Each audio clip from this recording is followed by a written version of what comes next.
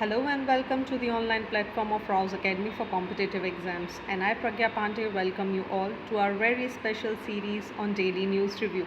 So without wasting any time, let's see what is in the news. This first article is basically important for GS paper number 3. And you will find this article on page number 10. Since you all know हम daily addition को यहाँ पर discuss करते हैं, इसीलिए page numbers भी उसी according यहाँ पर आपको देखने मिलेंगे. देखिए, इसके पहले भी हम कई बार मिलेट्स के बारे में डिस्कस कर चुके हैं. As we all know, this is the international year of millets, जो यहाँ पर डिक्लेयर किया गया है by the United Nation. India का बहुत बड़ा रोल इसमें आपको देखने मिलेगा. But now the questions come कि मिलेट्स इतना पॉपुलर सोर्स ऑफ न्यूट्रिशन क्यों हो रहे हैं. ऐसे कौन से क्षेत्र हैं या ऐसा क्या कंडीशंस हो सकती हैं जिसकी वजह से आप देखेंगे, जैसे प्रोसेसिंग या पॉलिशिंग, जिसकी वजह से जो मिलेट्स की प्रॉपर्टीज़ हैं वो कहीं ना कहीं हमें डिक्लाइन होती हुई नज़र आएंगी. ये हम इस पूरे आर्टिकल में यहाँ पर डिस्कस करने वाले हैं. So this article is going to be very helpful for your upcoming examination. चाहे आप आंसर राइटिंग की बात कर लीजिए या आप एग्रीकल्चर के सेक्शन की बात कर लीजिए, ये आपके लिए बहुत महत्वपूर्ण रहने वाला है. अब देखिए, सबसे पहला क्वेश्चन ये आ जाता है हमारे सामने कि आखिर मिलेट्स होते क्या हैं. देखिए, अगर हम फंडामेंटली या एक बेसिक सेंस में अगर हम बात करें तो मिलेट्स कुछ नहीं है, बस जो आपको यहाँ पर ग्रासेस नज़र आ रही हैं ये ही हम इनको यूजुअली मिलेट्स की कैटेगरी में डाल देते हैं. ये एक तरीके का अनाज होता है, ठीक है, जो आप देखेंगे तो कई बार आपको छोटे दाने या मोटे अनाज आपको देखने के लिए मिल जाएंगे. इसी वजह से इस मिलेट को जो है ये यूजुअली आप देखेंगे जब हम बाजरे की बात करते हैं, विच मीन्स हम फॉक्सटेल्स की बात करते हैं, लिटिल मिलेट्स की बात करते हैं, ब्राइनयार्ड मिलेट्स की बात करते हैं, कोदो मिलेट्स की बात करते हैं. ये सारी जितनी भी आपको देखने मिलेंगे, इन सबको हम मिलेट्स की कैटेगरी में डालते हैं. स्पेशली अगर आप देखेंगे तो जो ट्रॉपिकल पार्ट्स हैं, जैसे आप अफ्रीका और एशिया में देखेंगे तो इस तरीके की जो सीरियल क्रॉप्स हैं ये आपको देखने मिलेंगी. इसकी बहुत सारी जो वैरायटीज़ आपको देखने मिल जाएंगी. यूजुअली वो हो जाती है पर्ल मिलेट्स, जिसे हम हिंदी में बाजरा बोलते हैं. इसके अलावा आपको ब्राइनयार्ड मिलेट यहाँ पर देखने मिल जाएगा, जिसको हम सवा या सनवा यहाँ पर हिंदी में बोलते हैं. Then you will find the finger millets. So finger millets is nothing but the ragi, and lastly you will find the foxtail millet, जिसे हम local language में कंगनी के नाम से जानते हैं. okay, so this is the first thing that you should remember.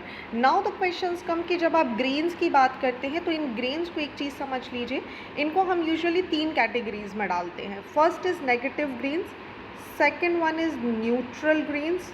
Understand it very properly, this is something extremely important that you will not find anywhere else. Okay, then you will find the positive grains. ठीक है, अब आप सोच रहे होंगे ये क्या categorisation है. देखिए, जब हम नेगेटिव ग्रेन्स की बात करते हैं तो ये वो ग्रेन्स होते हैं जिनका अगर आप लॉन्ग टर्म में कंजम्पशन करेंगे तो पॉसिबल है कि आप इन फ्यूचर बहुत सारी बीमारियों से घिर जाएंगे. और इसमें किस कैटेगरी के ग्रेन्स को डाला जाता है, आप you will be shock to know, आप इसमें गेहूँ और चावल को आप इस कैटेगरी का पार्ट मानेंगे. अदर देन आ जाती हैं आपकी न्यूट्रल ग्रेन्स. इन्हें ही हम मोटा अनाज भी बोलते हैं. मतलब इनको अगर आप कंजम्पशन कर रहे हैं तो आपकी बॉडी में किसी भी तरीके की कोई बीमारी नहीं होगी. They are usually gluten free. ये ग्लूटेन फ्री होते हैं और जिसकी वजह से आपकी बॉडी में बहुत सारी जो ऑलरेडी एग्जिस्टिंग बीमारियां हैं वो भी यहाँ पर इससे ठीक होने लगती हैं. अब इसकी कैटेगरी में हम किसे डालते हैं, यस, ज्वार, बाजरा, रागी, प्रोसोस जैसी जो हमारे ग्रेन्स हैं, जो मिलेट ग्रेन्स हैं, उसको हम इसकी कैटेगरी में डालते हैं. Lastly is the positive grain. Again positive grains बहुत छोटे छोटे जो ग्रेन्स होते हैं, जो बहुत छोटे छोटे माइक्रो साइजेस के ये आपको देखने के लिए मिल जाएंगे. इनको हम पॉजिटिव ग्रेन्स के अंदर डालते हैं. ठीक है, यूजुअली क्या होता है, इनको बहुत लंबे टाइम पीरियड के लिए आपको 6 to 8 आवर्स आपको इनको पानी में सोक करके रखना पड़ता है, सो दैट जो इनके अंदर का पॉजिटिव मिलेट्स का जो फाइबर होता है वो बहुत इजी हो जाता है एंड ईजीली डाइजेस्टिव हो जाता है. अब इसके अंदर हम किस कैटेगरी को डालेंगे, देखिए, फॉक्सटेल मिलेट्स अभी मैंने आपको बताया, लिटिल मिलेट्स, ब्राइनयार्ड मिलेट्स, कोदो मिलेट्स, ब्राउन टॉप मिलेट्स, इन सब को पॉजिटिव मिलेट की कैटेगरी में डाला जाता है. ओके, सो पहली चीज़ ये आपको यहाँ पर पता होनी चाहिए. अब अब देखिए, जब आप मिलेट्स की बात करते हैं तो पहले तो इनका जो कल्टीवेशन है it is very accessible, very easy. आप देखेंगे भारत जैसे क्षेत्रों में या ऐसी जगहों पर जहाँ पे यूजुअली बारिश कम होती है और थोड़ा सा आपको सॉइल का स्ट्रक्चर डिफरेंट देखने मिलेगा, ऐसी जगहों पर मिलेट्स बहुत आसानी से ग्रो किए जा सकते हैं because they do not need a lot of care. ये बहुत आसानी से यहाँ पर आपको देखने के लिए मिल जाएंगे। अब एक सबसे बड़ी चीज़ समझ लीजिए, ये ड्रॉट टॉलरेंट होती हैं, ठीक है। एक बहुत बड़ा पॉइंट आपको याद रखना है, दे आर ड्रॉट टॉलरेंट। अब देखिए, इंडिया जैसी कंट्रीज़ जहाँ पर पानी या सिंचाई की व्यवस्था बहुत अच्छी आपको देखने नहीं मिल रही है, ऐसे क्षेत्रों में आप पाएंगे कि मिलेट्स को बहुत ज़्यादा यूज़ किया जा रहा है। And this is not alone one thing, in fact palaeontological जो टेक्सचुअल एविडेंस भी इंडिया में मिली हैं, उससे ये पता चलता है कि इंडिया में, इंडियन सब कॉन्टिनेंट में लगभग 5 मिलीनियल पहले से आप देखेंगे तो मिलेट्स की यहाँ पर खेती की जा रही है। And this is not the first time. आप आईवीसी के बहुत सारे एविडेंस देख लीजिए, वहाँ से भी आपको इसके एविडेंस देखने के लिए मिल जाएंगे। चलिए, जैसा हम डिस्कस कर रहे थे इनकी क्वालिटीज़ के बारे में, तो दे आर ड्रॉट टॉलरेंट, ये अडाप्ट कर लेती हैं वार्म वेदर में ग्रो करने के लिए। इन्हें लो मॉइस्चर की ज़रूरत होती है, कम पानी में भी ये आसानी से सर्वाइव कर सकती हैं और लोमी सॉइल में भी ये सर्वाइव कर लेती हैं।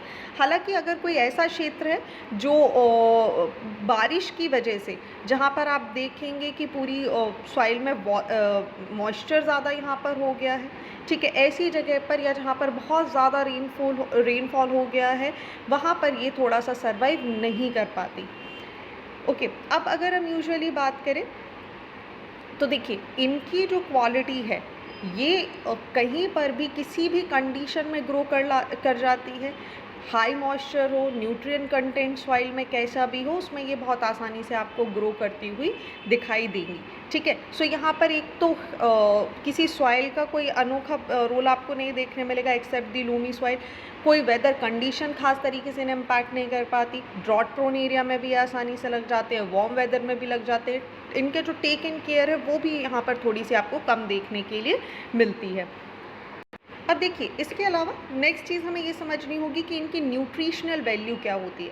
देखिए, जब आप मिलेट्स की बात करते हैं तो इनके अंदर बहुत सारे कार्बोहाइड्रेट्स आपको देखने मिलेंगे, आपको प्रोटीन्स देखने मिलेंगे, you will find a lot of fibre, amino acids and various kind of minerals in that. इसकी वजह से ये एक पूरा न्यूट्रिशनल पैक, मतलब आप समझ लीजिए ये एक तरीके से आपका एक मल्टीविटामिन का रोल आपको यहाँ पर करते हुए दिखाई दे जाती हैं। अब एक बहुत बेसिक सा कॉन्सेप्ट हमें समझना है, उसके बाद हम आगे आने वाले इसके जो न्यूट्रिशनल वैल्यू है उसको भी बहुत डिटेल में समझेंगे। अब ये जो न्यूट्रिशंस आपको देखने मिलेंगे, जैसे हमने बात करी अमीनो एसिड्स की, तो आप पाएंगे जैसे पर्ल मिलेट्स जो कि ओल्डेस्ट कल्टिवेटेड वेराइटी है मिलेट की, आप देखेंगे आप अगर इसमें पाएंगे तो it has the higher protein content. मतलब पर्ल मिलेट्स का अगर आप यहाँ पर कंजम्पशन कर रहे हैं, और दूसरी तरफ पर्ल मिलेट यानी मैं बात कर रही हूँ यहाँ पर बाजरे के बारे में, ठीक है। जो हिंदी मीडियम के स्टूडेंट्स हैं जो ये वीडियो देख रहे हैं, आई हैव मेक श्योर कि आपको ये सारी बातें अच्छे से समझ में आ सकें।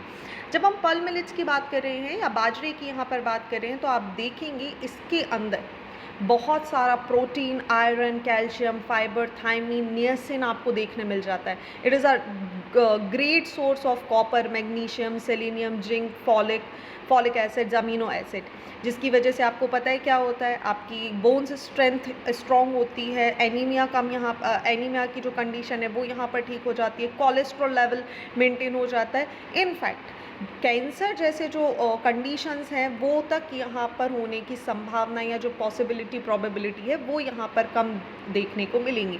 Along with that it is a good source of fibre, तो आपको जो अननेसेसरी आपको भूख लगती है वो भी यहाँ पर आपको कम महसूस होगी, राइट। तो एक तो ये बहुत अच्छी चीज़ है। दूसरा, टाइप 2 डायबिटीज़ जो जिन लोगों को होती है, ठीक है, उनमें बहुत सारी प्रॉब्लम्स देखने मिल जाती हैं,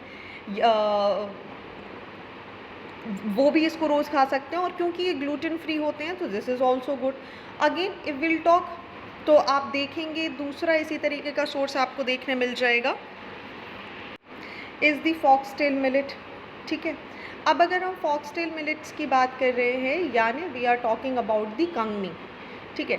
अब ये भी बहुत अच्छा सोर्स माना जाता है किस चीज़ के लिए, ये माने जाते हैं अमीनो एसिड्स बहुत अच्छे से इनके अंदर आपको देखने मिल जाएगा। Next is the finger millets, जिसे हम हिंदी में रागी भी बोलते हैं, ठीक है। इसके अंदर बहुत अच्छा क्रूड फाइबर होता है, किसके मुकाबले में, चावल और गेहूं के मुकाबले में। और आपको अगर याद होगा तो मैंने बताया था कुछ नेगेटिव अनाज भी हमारे पास देखने के लिए मिलता है, ग्रेन्स। तो जो आपके वीट और राइस हैं ये नेगेटिव का ही पार्ट आपको देखने के लिए मिल जाएगा। सो फिंगर मिलेट्स क्या है, बिल्कुल राई के दाने के जैसे आपको दिखाई देता है, छोटा सा। इसमें कैल्शियम और पोटेशियम बहुत अच्छा होता है।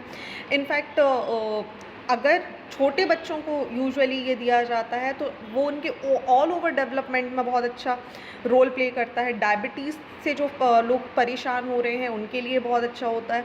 अमीनो एसिड जिसमें बहुत अच्छा होता है, जो कि ब्रेन डेवलपमेंट के लिए बहुत अच्छा काम करता है। सो this is something that is very very important. Okay, इसके अलावा आप देखेंगे सो आपको प्रोसो मिलेट्स देखने मिल जाएंगे, जिन्हें हम चीना भी बोलते हैं, ठीक है। ये भी फाइबर से भरपूर होते हैं, ग्लूटेन फ्री होते हैं। इसमें vitamin B6, zinc, iron, magnesium और फॉस्फोरस जैसी चीज़ें आपको देखने के लिए मिल जाएंगी। So these are few of the examples जिनमें आप देखेंगे कि मिलेट्स कितना अच्छा सोर्स माने जाते हैं। इसमें एक मैं आपको बहुत अच्छा एग्जांपल देना चाहूँगी फॉक्सटेल मिलेट्स में ही। फॉक्सटेल मिलेट्स में आपको बीटा कैरोटीन देखने मिल जाएगा, जो कि नर्वस सिस्टम के लिए, रिमेंबर याद रखिएगा, कुछ चीज़ें मैं एडिशनली आपको यहाँ पर बता देती हूँ, सारी चीज़ों को यहाँ पर लिखना पॉसिबल नहीं होता है। सो मेक श्योर कि आप वीडियो को बहुत ध्यान से देख रहे हों और मेरी बातों को बहुत ध्यान से समझ रहे हों। जब हम बीटा कैरोटीन की बात करते हैं तो नर्वस सिस्टम के लिए इसको बहुत अच्छा सोर्स माना जाता है डेवलपमेंट के लिए। इसे सुपर फूड कहा जाता है। सो ये बच्चों और जो प्रेग्नेंट विमेंस हैं उनको भी ये दिया जाता है, ताकि जो हार्ट डिसीज़ेज़ हैं, डायबिटीज़ से रिलेटेड प्रॉब्लम्स हैं, या किसी को भूख कम लग रही है, या किसी को दूसरे UTI से रिलेटेड कुछ प्रॉब्लम्स हैं, वहाँ पर ये बहुत अच्छा रोल प्ले करता है। सो नाउ यू अंडरस्टैंड कि how what is the importance of these millets. So now the next questions come कि भाई इतनी इंपॉर्टेंस इनकी होती है तो ये आप स्टोर कहाँ पे कर लेते हो। तो चलिए इसको समझने के पहले एक बहुत अच्छा एग्जांपल समझ लेते हैं।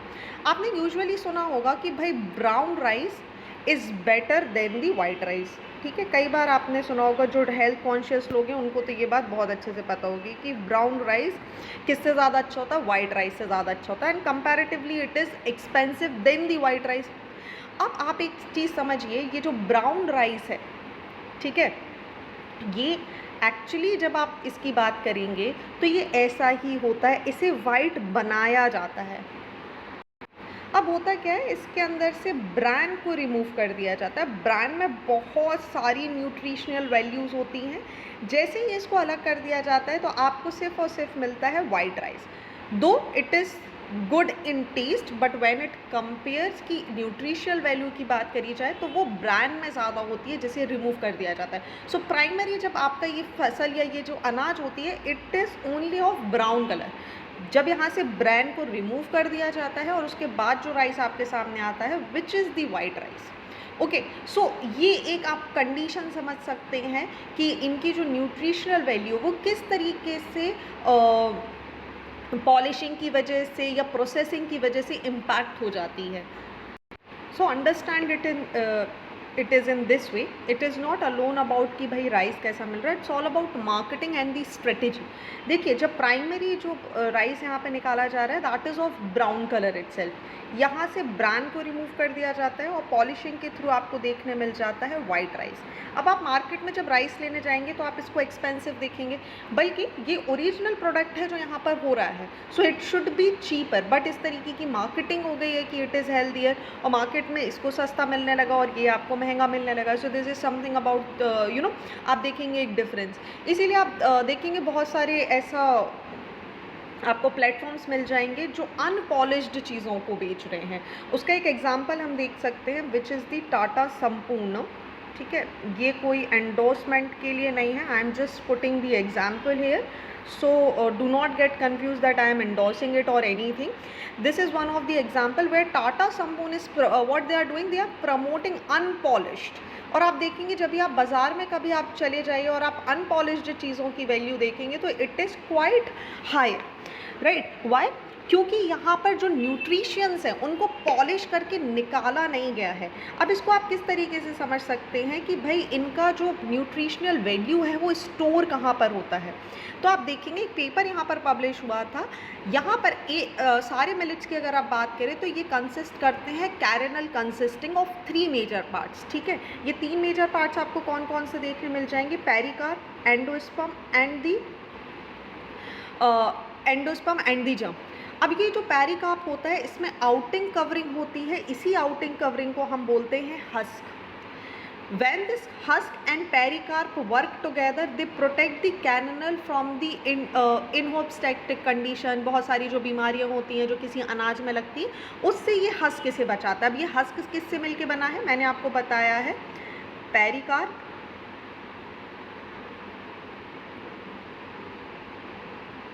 और हस्क, ये मिलके उस कैरेनल, उस दाने की यहाँ पे ये सुरक्षा कर रहे हैं। अब जो एंडोस्पर्म होता है ये लार्जेस्ट पार्ट होता है इस कैरेनल का, and it is the storage, basically ये एक सेंटर पार्ट होता है। ठीक है, ये एक सेंटर पार्ट होता है। इट हैज़ प्रोटीन कवरिंग जिसको हम एल्यूरोन के नाम से भी जानते हैं। अब यूजुअली क्या होता है, अब आप देखिए जब आप किसी भी दाने को पॉलिश कर देते हैं तो आपने देखिए उसके ऊपर से इन 2 लेयर्स को यहाँ पर हटा दिया। ठीक है, जैसे ही आप इन लेयर्स को यहाँ पर हटा देते हैं तो आप सिर्फ यहाँ तक आप आ जाते हैं। नाउ व्हाट इज़ हैपनिंग, अगर हम FAO की एक आर्टिकल की बात करें तो endosperm is relatively poor in mineral matter, ash and oil content, but major contributors to the kernel proteins. तो अगर आप ये कैरेनल प्रोटीन्स को यहाँ पर रिमूव कर देते हैं जिसके अंदर आपको प्रोटीन देखने मिलेगा, स्टार्च देखने मिलेगा, बी कॉम्प्लेक्स, विटामिन देखने के लिए मिलेंगे, वो यहाँ पर पूरी तरीके से ख़त्म हो जाता है और रेस्ट आपके पास ये सिर्फ एक यहाँ पर दाना देखने के लिए मिलता है। सो विच इज़ वाई अगर जैसे आप इन्हें हटा देते हैं तो भाई ये टेस्टी लगने लगते हैं और आपको खाने में भी मज़ा आता है, बट जो बेसिक न्यूट्रिशंस इनकी जो वैल्यू थी वो यहाँ पर है। ठीक है, सो सिर्फ एंडोस्पर्म आपके पास रह जाता है। लेफ्ट जो पेरिकार्प और हस्क है जिसे हम रिमूव कर देते हैं क्योंकि वो खाने में टेस्टी नहीं लगता, उसके अंदर बहुत सारी न्यूट्रिशनल वैल्यू रहती हैं जो यहाँ से पूरी तरीके से अलग हो जाती हैं। अब देखिए बहुत सारी जो प्रोसेसिंग है वो इनको इम्पैक्ट कर देती है। आप हस्क को रिमूव कर देते हैं ग्रेन्स में से क्योंकि यूजुअली माना जाता है कि वो कंपोज करती है सेल्यूलाइट्स को और जिसकी वजह से उसे डाइजेस्ट करना प्रॉब्लमेटिक हो जाता है। बट एटलीस्ट कुछ ऐसी स्टडीज़ की गई हैं जिसमें पाया गया है कि अगर इसे किया जाता है पल्प मिलेट्स के थ्रू तो उनके जो फाइटिक एसिड्स और पॉलीफिनल कंटेंट्स होते हैं उनमें गिरावट देखने के लिए मिल जाती है। ठीक है, दूसरा स्टेप अगर आप यहाँ पर देखोगे, अगर इनकी आउटर कवरिंग को रिमूव कर दिया जाता है तो सीड्स आपकी डायरेक्टली एक्सपोज हो जाती हैं। ठीक है, रिजल्टेड इनटू व्हाट, इनमें बहुत सारी आपको जो डिसीजेज़ है वो यहाँ पर देखने मिल जाएंगी। नेक्स्ट अगर हम यहाँ पर बात करें तो पॉलिशिंग भी मिलेट्स में यहाँ पर की जाती है जिसकी वजह से जितना ज़्यादा टाइम तक अगर इन्हें मिल्ट किया जाएगा तो जितना प्रोटीन, फैट और फाइबर कंटेंट्स है वो इस प्रोसेस में यहाँ पर रिमूव हो जाएगा। रिजल्टेड इनटू जो इनकी खासियत है, जो इनकी क्वालिटी है वो गिर जाएगी। एक स्टडी ऐसी की गई जिसमें पता चला जो ब्राइनयार्ड मिलेट है that could be polished with a rice polish for up to 3 minutes without significant nutrient loss, तो ये भी आपको देखने के लिए मिल जाएगा। So this is something very very important about this article. I hope यहाँ पर सारी चीज़ें आपको बहुत अच्छे से क्लियर हो चुकी होंगी।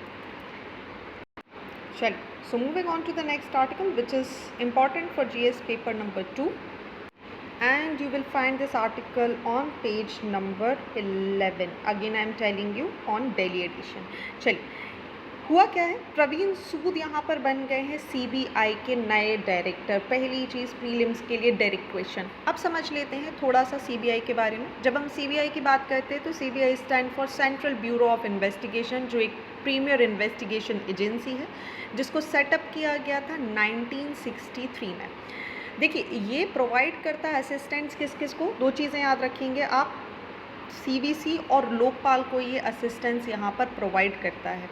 ये फंक्शन करता है under the superintendence of the department of personal military, of personal pension, public grievance, government of India, जो कि प्राइम मिनिस्टर ऑफिस के अंदर यहाँ पर आपको फॉल करता हुआ दिखाई देगा। अगर हम इसके हिस्टोरिकल बैकग्राउंड की बात करें तो देखिए, वर्ल्ड वॉर 2 के टाइम एक स्पेशल पुलिस इस्टेब्लिशमेंट जिसे हम SPE बोलते हैं उसको इस्टेब्लिश किया गया था 1941 में in the department of war, जिसे DWE डिपार्टमेंट भी बोला जाता है, ड्यूरिंग द ब्रिटिश इंडिया, ताकि जो एलिगेशंस यहाँ पर लग रहे हैं घूसखोरी के, बैडबरी के और करप्शंस के, वॉर रिलेटेड प्रोक्योरमेंट्स में, उनको यहाँ पर आइडेंटिफाई किया जा सके। लेटर ऑन व्हाट हैपेंड, इसको फॉर्मलाइज कर दिया गया एक एजेंसी गवर्नमेंट ऑफ इंडिया के अंदर, एक इन्वेस्टिगेटिव एजेंसी के रूप में, जो कि करप्शन से रिलेटेड चार्जेस जो गवर्नमेंट ऑफ इंडिया में थे उसको यहाँ पर ये डील करती थी under the Delhi special police establishment act 1946। Okay, अब देखिए एक चीज़ और याद रखिएगा आप, सीबीआई कोई एक स्टैट्यूटरी बॉडी नहीं है, बट इसकी जो पावर है इन्वेस्टिगेट करने की वो इसे Delhi special police establishment act 1946 से मिलती है। इसके एस्टैब्लिशमेंट की अगर हम बात करें तो संथानम कमेटी ने, जो कि प्रिवेंशन ऑफ करप्शन के लिए बनाई गई थी, उसने रिकमेंड किया कि हमें एक ऐसी बॉडी की आवश्यकता है। ये बॉडी कब बनी थी याद रखेंगे साथ में, 1962-64 में।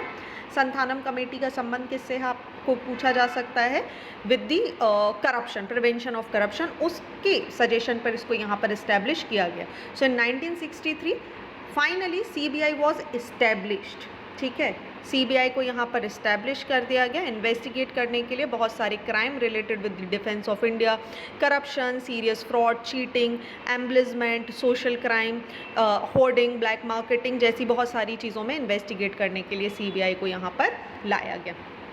ओके, साथ ही याद रखेंगे कि राइट टू इन्फॉर्मेशन से एग्जम्प्ट है। India's officially designated single point of contact for liaison with the Interpol भी आपको सीबीआई देखने के लिए मिल जाएगा। अगर हम इसके कंपोजिशन की बात करें तो इसको हेड करते हैं जो इसके डायरेक्टर होते हैं, विच is the IPS officer with the rank of DGP of police. इनको सिक्योरिटी ऑफ टेन्योर इनका दिया जाता है 2 साल के लिए under the CVC act 2003।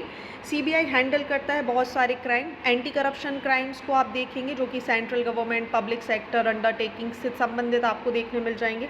Then economic crimes like fake Indian currency notes, fake bank fraud, cyber crimes, import export, foreign exchange violation, large scale smuggling, narcotics, antiques, culture property smuggling etcetera सारे इसके अंदर में आ जाते हैं। Along with that ये कुछ special तरीके के केसेस को भी यहाँ पर हैंडल कर लेते हैं जो कि आईपीसी और अदर रॉस रिक्वेसाइट होती हैं स्टेट गवर्नमेंट के अंदर, जहाँ पर supreme on the order of supreme court and the high court, जैसे terrorism, bomb blast, kidnapping, ransom, crimes committed, mafia, underworld etcetera. फिर इसके अलावा ये सुओ मोटो केसेस को भी यहाँ पर बहुत आसानी से डील करते हैं, विच मीन्स ये इन्वेस्टिगेट करते हैं ऑफेंसेस। ये ऑफेंसेस की जब हम सुओ मोटो की बात करें तो आप याद रखेंगे हम यूटीज़ के कॉन्टेक्स्ट में इसकी बात कर रहे हैं।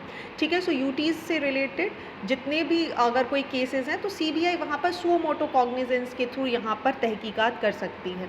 ठीक है, क्यों? क्योंकि central government can authorise CBI to investigate a crime in state but only with the consent of the concerned state government. ये आप याद रखेंगे। तो किसी भी स्टेट में जाके डायरेक्टली सीबीआई इन्वेस्टिगेट नहीं कर सकता।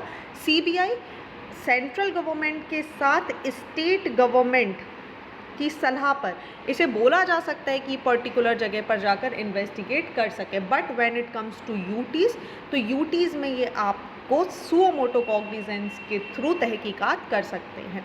वहीं सुप्रीम कोर्ट और हाई कोर्ट ऑर्डर कर सकते हैं सीबीआई को इन्वेस्टिगेट करने के लिए क्राइम्स में एनीवेयर इन द कंट्री, चाहे आप स्टेट की बात करें या सेंटर की बात करें। यहाँ पर किसी की परमिशन की इन्हें ज़रूरत नहीं पड़ेगी जब ऑर्डर आ रहा हो सुप्रीम कोर्ट या हाई कोर्ट से।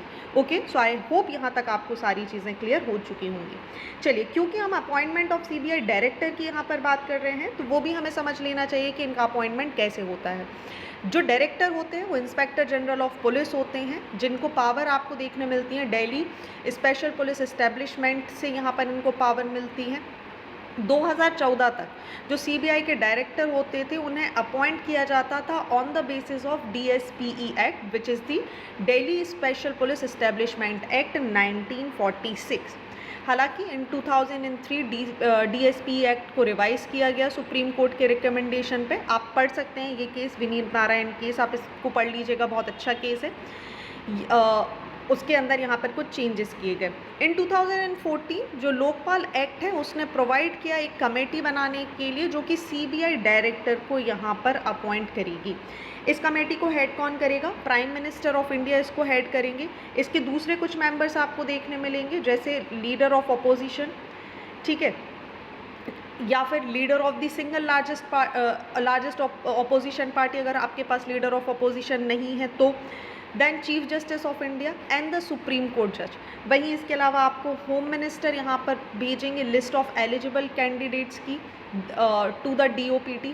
Then this DOPT prepares the final list on the basis of seniority कितनी है, इंटीग्रिटी क्या है, क्या इन्वेस्टिगेशंस में क्या एक्सपीरियंस रहे हैं, करप्शन चार्जेस तो कहीं इनके खिलाफ नहीं है, और फाइनली इसके बाद आपको CBI के एक डायरेक्टर देखने मिल जाएंगे for the terms of 2 years। Okay, so I hope ये सारी की सारी बातें आपको यहाँ पर अच्छे से समझ आ चुकी हैं। चलिए next article, extremely important for GS paper 3 science, आपको ये देखने मिल जाएगा पेज नंबर 9 पे। क्यों इम्पॉर्टेंट है? 2 चीज़ों के लिए, माइट्रोकॉन्ड्रियल डोनेशन ट्रीटमेंट जिसे हम MDT भी बोलते हैं, एंड 3 पेरेंट्स के लिए।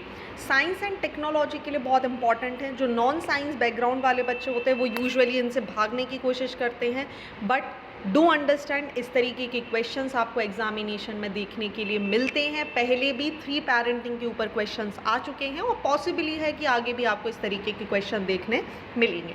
चलिए हम ये आर्टिकल क्यों डिस्कस कर रहे हैं? देखिए रिसेंटली UK में एक बेबी का जिसका यहाँ पर जन्म हुआ है, वो 3 पेरेंट्स बेबी टेक्नोलॉजी को यहाँ पर उसका इस्तेमाल किया गया है जो कि बेस कर रही थी माइट्रोकॉन्ड्रियल डोनेशन ट्रीटमेंट पर, ठीक है, और इसी की वजह से हम यहाँ पर ये पूरा आर्टिकल डिस्कस करने वाले हैं। पूरे आर्टिकल को समझने के पहले कुछ बेसिक चीज़ें समझ लीजिए। सबसे पहले 3 पेरेंट्स बेबीज़ क्या होते हैं? 3 पेरेंट्स बेबीज़ को अगर हम इन जनरल टर्म में बोलें तो ऐसे बच्चे जहाँ पर जो 3 लोगों के DNA से पैदा हुए, यूजुअली एक मदर होंगे, एक फादर होंगे, इसके अलावा एक तीसरा DNA भी इसमें इंक्लूड किया जाता है। इन्हें ही हम 3 पेरेंट्स बेबीज़ यहाँ पर बोलते हैं, first thing. Second, what we should also understand, जो नॉन साइंस बैकग्राउंड वाले हैं या जिन्होंने अभी तैयारी शुरू करी है उनको पता होना चाहिए माइट्रोकॉन्ड्रिया क्या है या इसका इंपॉर्टेंस क्या है। देखिए माइट्रोकॉन्ड्रिया को हम पावर हाउस बोलते हैं, हमारी बॉडी का power house of the cells, जो कि रिस्पॉन्सिबल होता है एनर्जी प्रोड्यूस करने के लिए, ठीक है। इनका अपना एक DNA स्ट्रक्चर होता है जो कि सेपरेट होता है न्यूक्लियर DNA से, जो कि डिटरमाइन करता है किसी भी इंडिविजुअल के फिजिकल ट्रेट्स को। अब यूजुअली जो माइट्रोकॉन्ड्रियल डिसीजेज होती हैं ये एक मदर से बच्चे में आपको देखने के लिए यूजुअली मिल जाएंगे। अगर हम इस टर्म की बात करें माइट्रोकॉन्ड्रिया, इसको हम कुछ भागों में तोड़ सकते हैं। ये ग्रीक वर्ड है जिसमें mitosis and chondrium word which means thread and granules like structure, ठीक है। ये जो टर्म है इसको सबसे पहली बार डिस्क्राइब किया गया था बाय द जर्मन पैथोलॉजिस्ट जिनका नाम है रिचर्ड एल्टमैन। क्वेश्चन पूछा जाता है स्टेट सर्विसेज में, बहुत बार इस तरीके के क्वेश्चन यहाँ पर पूछे गए हैं। जब हम माइट्रोकॉन्ड्रिया की बात करते हैं तो जैसा मैंने आपको बताया it is basically the power house.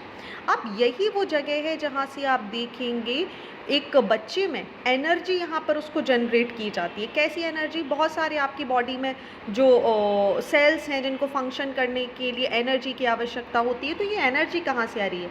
यही एनर्जी इस बच्चे को मिलने वाली है किससे? आपके माइट्रोकॉन्ड्रिया से, ठीक है। अब ऐसे ही बहुत सारे आपकी बॉडी में सेल्स होते हैं जिन्हें हम एनर्जी हंग्री सेल्स भी बोलते हैं। ये एनर्जी हंग्री सेल्स कौन से आपको देखने के लिए मिल जाएंगे? You can find this paragraph here also. जैसे आपके जो ब्रेन्स होते हैं, आपके जो नर्व्स होती हैं, आपकी जो मसल्स होती हैं, किडनी होती है, हार्ट होते हैं, लिवर होते हैं, इन्हें हम एनर्जी हंग्री सेल्स भी बोलते हैं। अब इनको फंक्शन करने के लिए प्रॉपर एनर्जी चाहिए।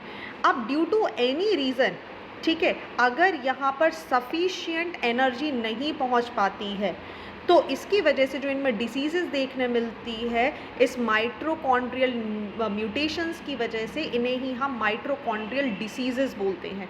और यही रोल है माइट्रोकॉन्ड्रिया का कि वो एनर्जी सप्लाई करेगा आपके बॉडी के डिफरेंट पार्ट को। जैसे ये रेगुलेट करता है एक मेटाबॉलिक एक्टिविटीज़ को, प्रमोट करता है नए सेल्स की ग्रोथ करने के लिए, सेल्स के मल्टीप्लिकेशन में, सेल्स को डीऑक्सीफाई अमोनिया लिवर में पहुंचाने के लिए इम्पॉर्टेंट रोल प्ले करता है, प्रोग्रामिंग करने में, किसी सेल्स की ग्रोथ में, उनकी डेथ में।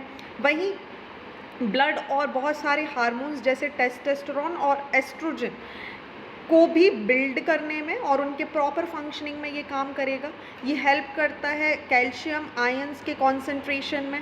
वहीं आप देखेंगे तो सेल्यूलर डिफरेंशिएशन आपको यहाँ पर देखने मिल जाएगा। सेल्स की सेंसेशंस को ये कंट्रोल करता है, सेल्स की ग्रोथ को कंट्रोल करता है। तो अब आपको समझ में आ रहा होगा कि ये सारी एक्टिविटीज़ आपकी बॉडी की फंक्शनिंग या किसी बच्चे के बनते टाइम जब उसकी बॉडी, उसके सेल्स यहाँ पर बन रहे हैं, तो वो बनेंगे कहाँ पर? मदर की वूम में।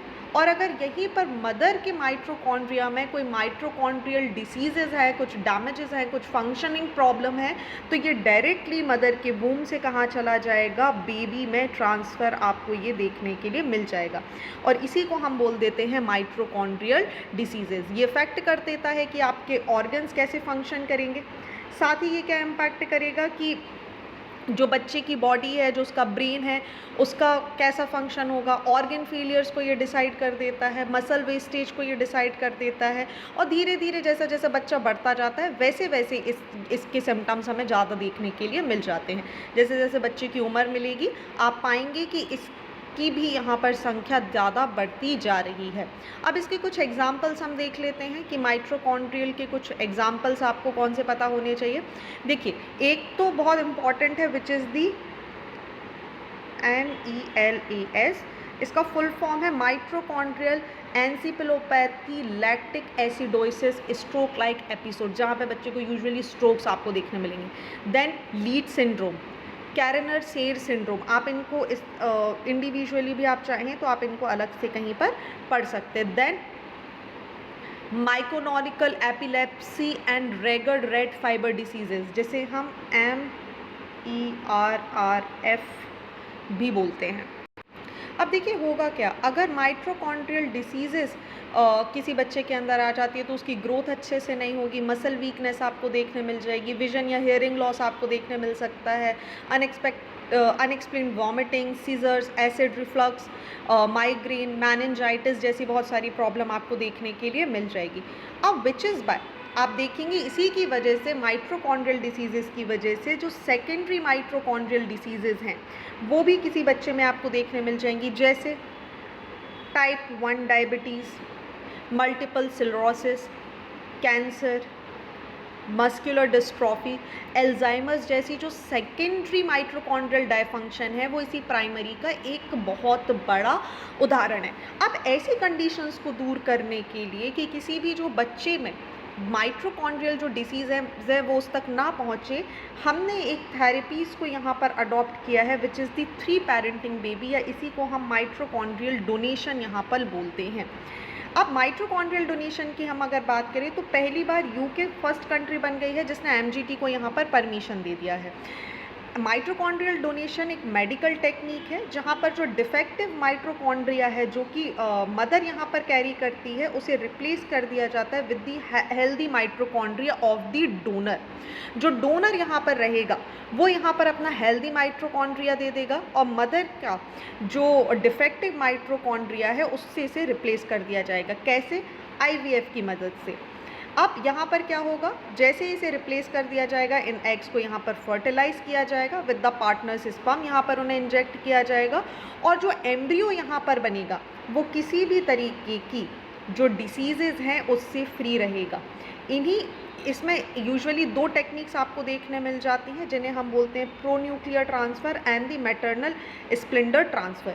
ठीक है, अब यहाँ से जो बच्चा बनेगा, क्योंकि उसके अंदर 3 DNA स्ट्रक्चर का यहाँ पर यूज़ हुआ है, इसीलिए कई बार हम इसको 3 पेरेंट्स BB भी बोल देते हैं। चलिए इसको थोड़ा सा और अच्छे से समझ लेते हैं। Suppose this is the mother's egg, ठीक है, I am writing the M here. ये यहाँ पर डोनर का एग है। Now what will happen, mother के माइट्रोकॉन्ड्रिया में कुछ डैमेजेस हैं, ठीक है। अब इस डैमेज्ड माइट्रोकॉन्ड्रिया को यहाँ पर रिमूव कर दिया जाएगा। डोनर का जो हेल्दी न्यूक्लियाई है, जो हेल्दी माइट्रोकॉन्ड्रिया है, उसको रिप्लेस किया जाएगा with this one. Okay, now healthy nucleus is extracted from the mother's defective egg and the nucleus removed from the healthy donor egg and replaced with the mother nucleus. Now what will happen? जो egg है वो यहाँ पर क्या किया जाएगा, mother के nucleus में स्पर्म्स को सिरिंज की सहायता से, IVF की सहायता से इंसर्ट कर दिया जाएगा और ऐसे आपको एक 3 पेरेंट्स बेबी यहाँ पर देखने के लिए मिलेंगे।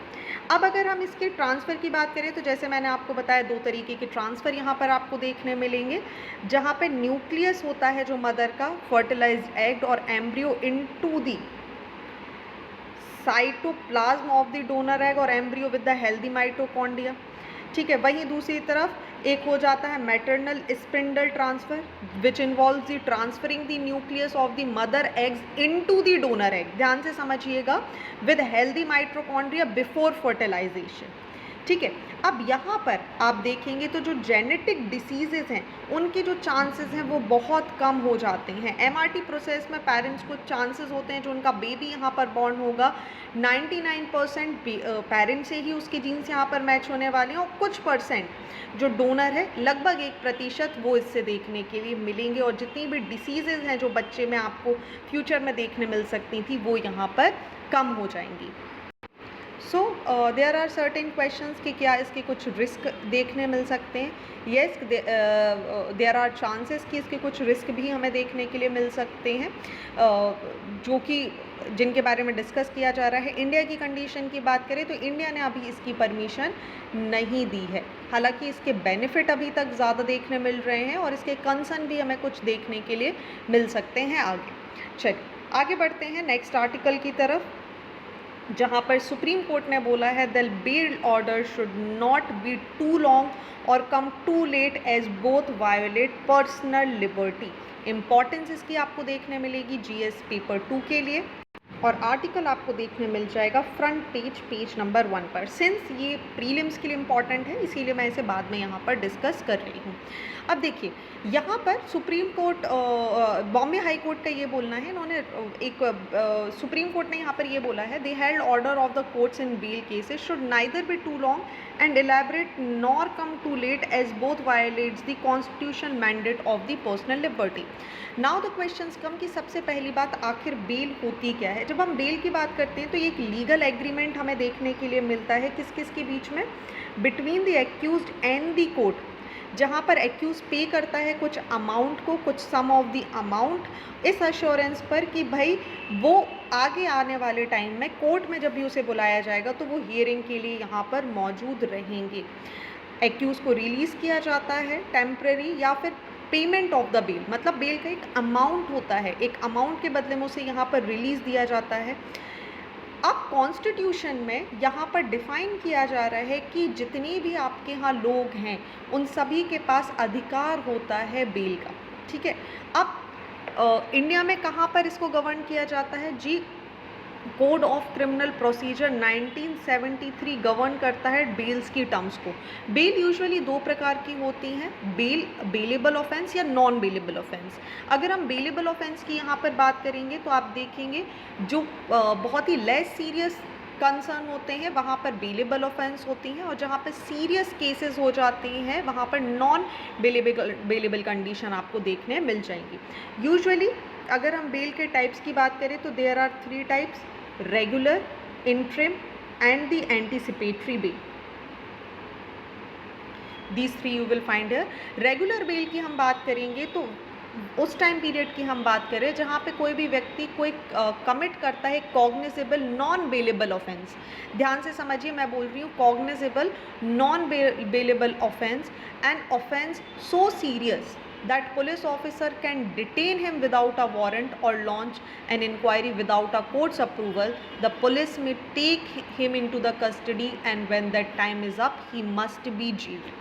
ठीक है, अब यहाँ पर क्या होगा, जो अक्यूज है उनके पास राइट है रिलीज होने का from this type of confinement under the section 437 and 439।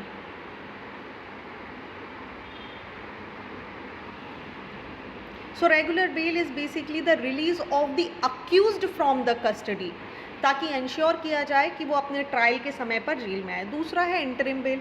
ये बेल प्रोवाइड किया जाता है टेम्परेरी मेजर। ये वैलिड होती है only when an application is ongoing, और जब कोर्ट कंसीडर कर रहा है एप्लीकेशन फॉर द एंटीसिपेटरी या रेगुलर बेल की, उसके बीच में जो बेल दी जाएगी which is the interim bail. Accused यहाँ पर loses his right to be free and will be taken into the custody if interim bail expires before he is given the regular bail or the anticipatory bail and he fails to pay the regular amount to extend the bail। तो इसको हम बोल सकते हैं ये एक temporary bell है, जहाँ पर हायर कोर्ट्स कॉल करते हैं for document before a final decision. Last is the anticipatory bail. इसको सेल्फ डिफाइनिंग भी बोला जाता है। It is a self defining bail. It is a type of bail that gives to someone who is anticipation of getting arrested for non bailable offences by the police. ध्यान से समझिएगा, ठीक है। ये ग्रांट की जाती है बाय द सेशन कोर्ट्स और द हाई कोर्ट किसी भी व्यक्ति के लिए जो बिलीव करता है दैट ही और she shall be arrested for a non bailable offence. So ये सारी चीज़ें हैं जो पहली आपको याद रखनी है।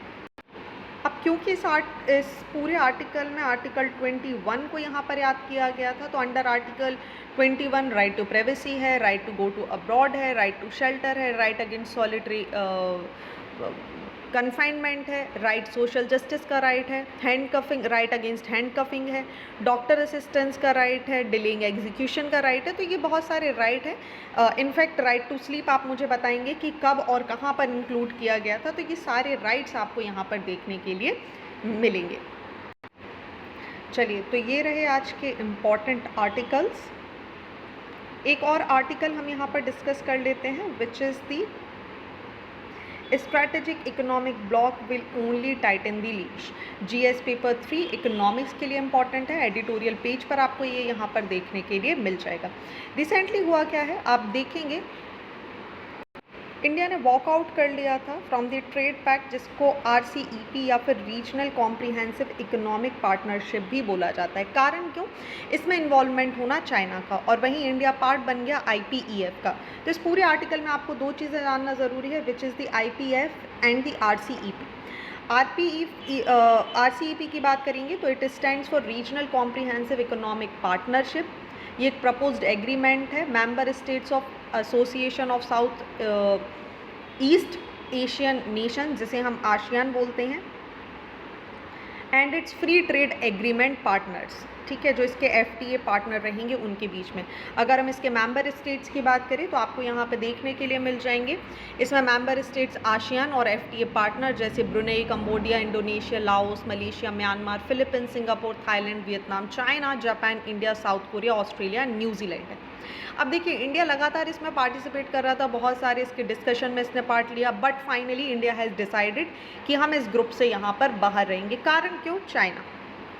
इंडिया को पता है कि अगर वो इस ग्रुप का पार्ट बनेगा तो उसे FTA के थ्रू चाइना का जितना भी डंप है वो इसे अलाउ करना पड़ेगा अपने पास, and because of that India chose to remain out from it. Next is the IPEF। अगर हम IPEF की यहाँ पर बात करें तो it stands for Indo Pacific economic framework, जिसे लॉन्च किया गया था यूनाइटेड स्टेट्स के प्रेसिडेंट जो बाइडेन के द्वारा इन टोक्यो समिट 2022 में। इसके 4 पिलर्स यहाँ पर माने जाते हैं which is the trade, supply chain, clean energy, decarbonization and the infrastructure tax and anti-corruption। Member countries की अगर हम यहाँ पर बात करें तो साउथ कोरिया, न्यूजीलैंड, फिजी और 10 में से 7 आशियान की कंट्रीज़ आपको इसका पार्ट यहाँ पर दिखाई देंगी। सो ये कुछ कॉन्सेप्ट हैं जो आपको यहाँ पर जानना ज़रूरी है। थोड़ा सा डिटेल में आप IPEF और RCEP को पढ़ेंगे and you will get to know कि इंडिया यहाँ से क्यों बाहर रह रहा है। ओके, चलिए, सो आज के लिए बस इतना ही। आई होप यहाँ पर सारी चीज़ें आपको क्लियर हो गई होंगी। So thank you for watching this video. Do not forget to hit like button, comment your valuable feedback and also press the subscribe button to never miss any updates. Please follow us on Instagram and Facebook. Links are given below in the description box. Thank you and see you tomorrow.